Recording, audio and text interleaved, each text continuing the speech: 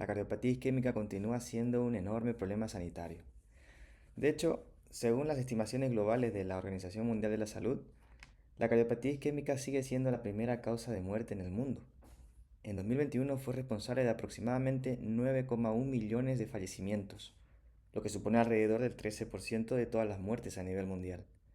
Y si ampliamos la mirada al conjunto de las enfermedades cardiovasculares, hablamos de aproximadamente 19,8 millones de muertes anuales, alrededor de un tercio de la mortalidad mundial.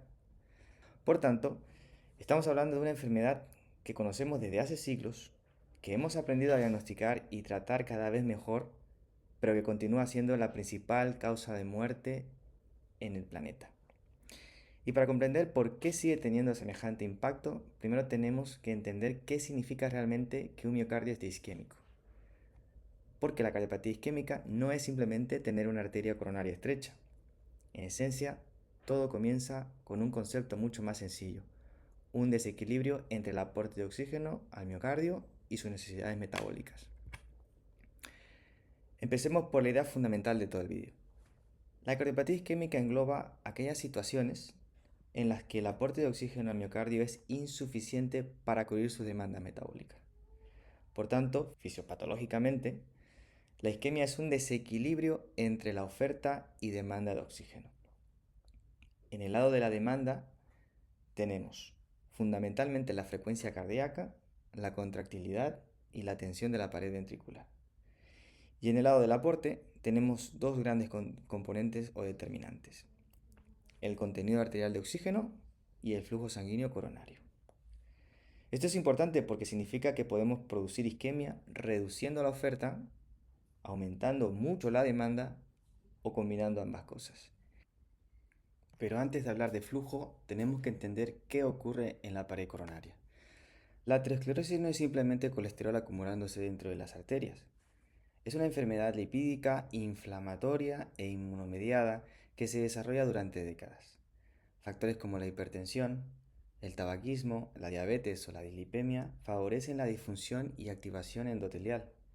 Esto facilita la entrada y sobre todo la retención de partículas que contienen ApoB, principalmente LDL, dentro de la íntima arterial. Estas partículas sufren modificaciones que favorecen una respuesta inflamatoria, principalmente oxidación. Se reclutan monocitos que atraviesan el endotelio, se transforman en macrófagos y captan lípidos formando las conocidas células espumosas.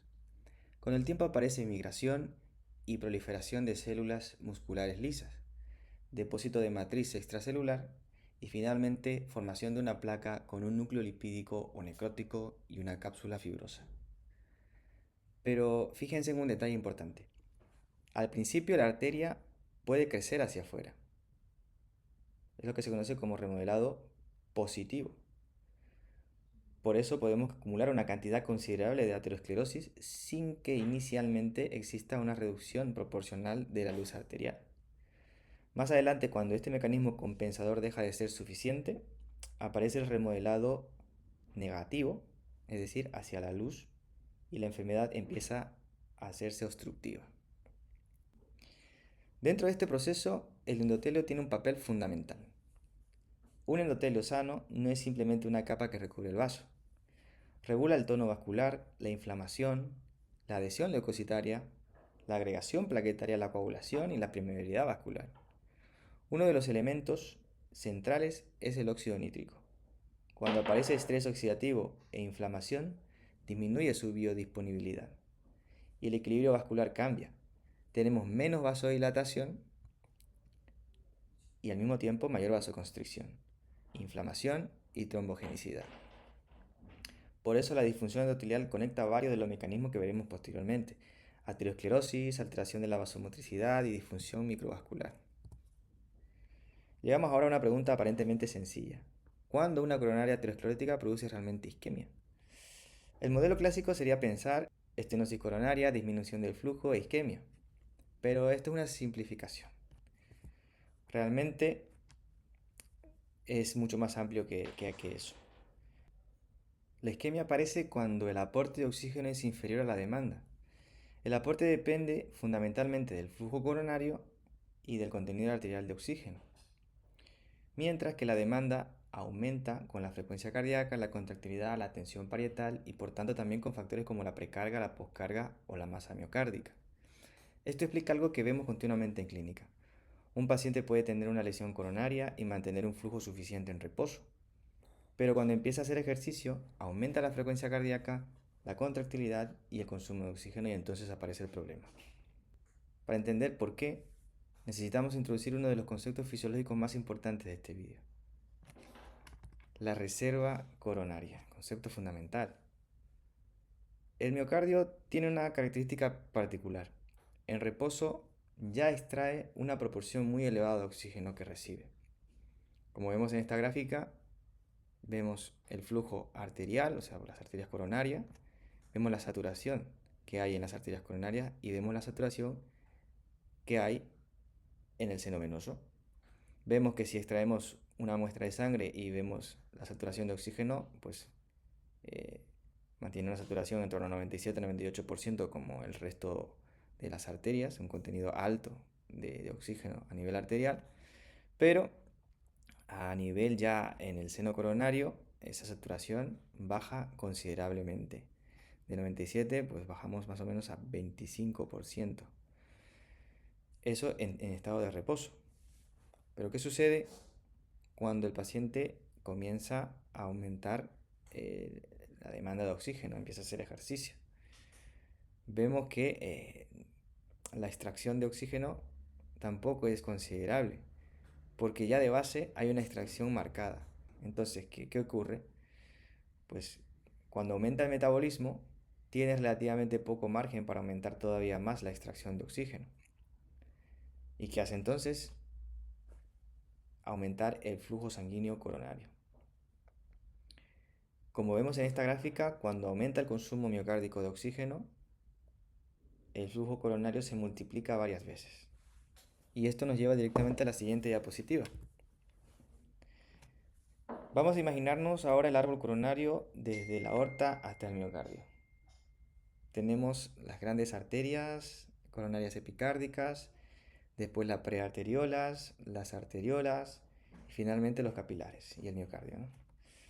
En reposo existe un determinado flujo que cubre las necesidades metabólicas del miocardio, en un miocardio en reposo. Ahora, supongamos que aumenta la demanda de oxígeno haciendo ejercicio, por ejemplo, aumenta la frecuencia cardíaca, la contractilidad, la tensión precarga, precarga, poscarga, masa miocárdica, ¿no? Y en definitiva, ¿no? Aumenta el consumo miocárdico de oxígeno. La respuesta fisiológica consiste fundamentalmente en disminuir la resistencia vascular mediante vasodilatación. Esto permite aumentar varias veces ese flujo sanguíneo coronario para aumentar el aporte de oxígeno, porque como ya hemos visto anteriormente, ya hay un consumo elevado, ya hay una extracción elevada de oxígeno y por lo tanto esto no se puede satisfacer las demandas del miocardio extrayendo más, porque ya está casi a tope. Entonces lo único que le queda para aumentar el aporte es aumentando el flujo, ¿no? Habíamos dicho que el aporte dependía del contenido arterial de oxígeno y dependía del flujo sanguíneo coronario. El aporte arterial de oxígeno ya está al límite de manera basal, porque el miocardio pues, necesita grandes cantidades de energía. Y por lo tanto, lo único que nos queda para satisfacer esas demandas que han aumentado es aumentar el flujo sanguíneo. Para eso, en situaciones de aumento de demanda, lo que ocurre es vasodilatación de las arteriolas, prearteriolas, para aumentar dicho flujo. Entonces, la capacidad que tiene la circulación coronaria para aumentar el flujo respecto al flujo basal es lo que se denomina reserva de flujo coronario, o CFR, por sus siglas en inglés. Y de forma simplificada, sería un flujo coronario máximo dividido por flujo coronario basal.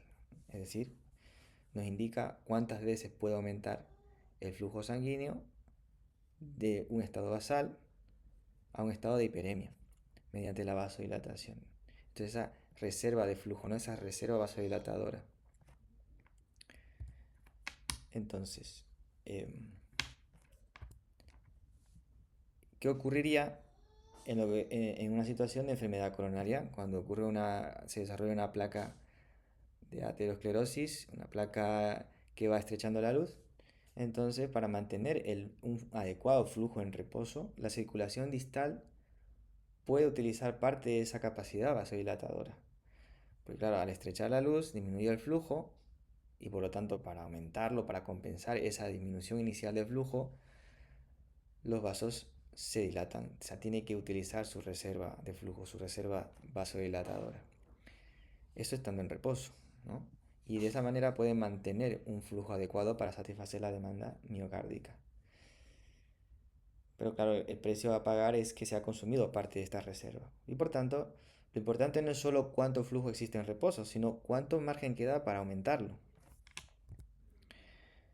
Pues supongamos que en esta situación el paciente entra pues, en un estado de aumento de demanda, o sea, en esfuerzo, en ejercicio o estrés.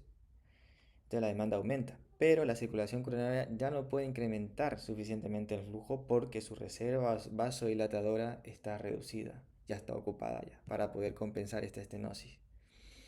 Y el resultado es, pues, aumento de la demanda, incapacidad para aumentar proporcionalmente la oferta y finalmente ocurre un desequilibrio oferta-demanda, ocurre isquemia que se manifiesta en dolor torácico, es decir, angina. Este concepto es esencial porque explica por qué un paciente puede estar completamente asintomático, sentado en nuestra consulta, y desarrollar isquemia caminando cuesta arriba o cuando le hacemos una prueba de esfuerzo. Pero hay otra consecuencia importante. No necesitamos necesariamente una estenosis focal muy severa, como hemos visto. La aterosclerosis puede distribuirse de forma difusa a lo largo del árbol coronario. Esto puede producir una reducción progresiva del calibre vascular, una caída longitudinal de la presión y una menor capacidad de aumentar el flujo durante la hiperemia. Por tanto, podemos tener una angiografía en la que no exista una clásica estenosis focal crítica, sin embargo, tener una circulación coronaria fisiológicamente alterada. La enfermedad coronaria no debe interpretarse únicamente preguntándonos cuánto porcentaje de estenosis tiene una lesión. Tenemos que entender que todo el árbol coronario es un sistema funcional.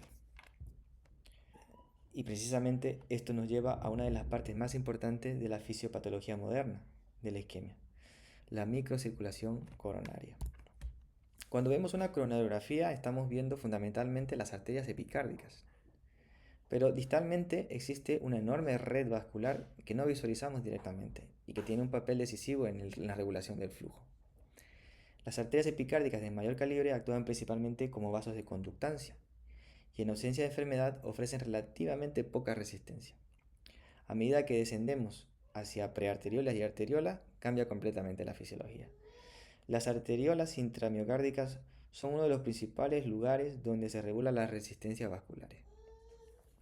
Responden a factores metabólicos, miógenos, endoteliales, neurohormonales, para adaptar continuamente el flujo a las necesidades del miocardio. Por eso, una alteración de estos pequeños vasos puede producir isquemia, aunque las grandes arterias coronarias sean aparentemente sanas. La disfunción microvascular puede tener un componente estructural o funcional. La enfermedad estructural podemos encontrar remodelado arteriolar, rarefacción capilar. Podemos encontrar una relación entre la pared y la luz aumentada. Todo ello aumenta la resistencia microvascular. Y si aumenta la resistencia durante la hiperemia, disminuye el flujo hiperémico y por lo tanto disminuye la reserva coronaria de flujo. Este fenómeno puede aparecer asociado a hipertensión, diabetes, envejecimiento, aterosclerosis, pero también podemos tener una alteración predominantemente funcional. En este caso el problema es que la microcirculación no regula correctamente su tono, es decir, existe una vasodilatación insuficiente o una vasoconstricción inapropiada. El resultado final vuelve a ser exactamente el mismo. El miocardio aumenta sus necesidades, pero el flujo no puede incrementar adecuadamente. Y así podemos tener pacientes con angina, con evidencia de isquemia y coronarias epicárdicas no obstructivas. Es lo que se conoce como INOCA, por sus siglas en inglés. Por tanto, una coronariografía sin lesiones obstructivas no equivale necesariamente a una fisiología coronaria normal. Además de una limitación estructural del flujo, la isquemia también puede aparecer de forma dinámica mediante vasoespasmo. Este espasmo puede afectar a una arteria coronaria epicárdica o producirse a nivel microcirculatorio. Entre los mecanismos implicados encontramos hiperactividad del músculo liso vascular, disfunción endotelial, alteraciones autonómicas y cambios en las vías intracelulares que regulan la contracción. Una de las principales particularmente implicadas es la señalización mediada por ROC kinasa, que aumenta la sensibilidad contráctil del músculo liso. El concepto importante es muy sencillo, entonces una vasoconstricción suficientemente intensa reduce bruscamente el flujo sanguíneo coronario y produce una isquemia, incluso en ausencia de una lesión aterosclerótica obstructiva importante. Importante recordar que entonces podemos tener vasoespasmo epicárdico, pero también podemos tener espasmo microvascular. Además de una limitación estructural del flujo, la isquemia también puede aparecer de forma dinámica mediante el vasoespasmo. Este espasmo puede afectar a una arteria coronaria epicárdica o producirse a nivel de la microcirculación. Epicárdica o microcirculatoria. O sea, podemos tener vasoespasmo epicárdico o vasoespasmo microcirculatorio. Entre los mecanismos implicados encontramos la hiperactividad del músculo liso vascular, disfunción endotelial, alteraciones autonómicas, cambios en las vías intracelulares que regulan la contracción. Una de las vías particularmente implicadas es la señalización mediada por ROC kinasa, que aumenta la sensibilidad contráctil del músculo liso. El concepto importante es muy sencillo. Una vasoconstricción suficientemente intensa reduce bruscamente el flujo sanguíneo coronario y produce isquemia incluso en ausencia de una lesión aterosclerótica obstructiva importante. Bueno, hasta ahora hemos hablado fundamentalmente de vasos sanguíneos. Pero, ¿qué ocurre realmente dentro del cardiomiocito cuando disminuye el flujo y empieza a faltar oxígeno? Bueno, la reducción de oxígeno limita la fosforilación oxidativa mitocondrial. Como consecuencia disminuye la producción de ATP. La célula aumenta entonces su dependencia de la glucólisis anaeróbica, con acumulación de lactato y de hidrógeno y aparición de acidosis intracelular. Pero el problema no termina ahí. Muchas bombas de membrana necesitan ATP. Cuando disminuye el ATP se altera entre otras la bomba de sodio-potasio ATPasa. Aumenta el sodio intracelular, se altera el funcionamiento de los intercambiadores iónicos y finalmente aparece una sobrecarga de calcio y de sodio. Y esto tiene consecuencias funcionales muy precoces. La relajación miocárdica se altera inicialmente y conforme progresa la isquemia aparece también deterioro de la contracción. Si la isquemia persiste suficientemente, ya dejamos de hablar de una alteración reversible y comenzamos a producir lesión celular irreversible. Y finalmente podemos integrar prácticamente todo lo que hemos visto en la llamada cascada isquémica. La isquemia no comienza con el dolor torácico. Ese es un concepto clínicamente muy importante. Lo primero que ocurre es una alteración de la perfusión. Después aparecen alteraciones metabólicas y de la relajación ventricular. A continuación se deteriora la sístole regional. Es decir, aparecen asimetrías. Y posteriormente puede aparecer cambios electrocardiográficos para finalmente aparecer angina. Es decir, cuando el paciente siente dolor, la cascada fisiopatológica lleva ya un tiempo desarrollándose. Y bueno, si tuviéramos que resumir todo el video en una única idea, sería esta. La cardiopatía isquémica no es simplemente una arteria coronaria estrecha. Es el resultado final de una incapacidad del sistema coronario para proporcionar al miocardio el oxígeno que necesita. Esa incapacidad puede aparecer por una estenosis focal o por una aterosclerosis difusa, como habíamos visto. Puede ocasionarse por alteraciones de la reserva coronaria, por disfunción microvascular o por vasoespasmo. Y cuando el aporte deja de cubrir la demanda, comienza una secuencia muy ordenada. Disminuye el oxígeno, cae el ATP, se produce una acidosis intracelular, aumenta el calcio intracelular, o sea, hay una sobrecarga de calcio, se altera primero la relajación y después la contracción. Aparecen cambios electrocardiográficos y finalmente síntomas, o sea, angina. Entender esta secuencia nos permite dejar atrás la idea simplificada de que cardiopatía isquémica es sinónimo de coronaria obstruida y empezar a entenderla como lo que realmente es, un trastorno de la fisiología del aporte de oxígeno al miocardio. Y con esto terminamos la fisiopatología de la cardiopatía isquémica. Próximamente hablaremos del síndrome coronario agudo, ¿no? Si les resultó útil el video, se pueden suscribir al canal. Nos vemos en el siguiente.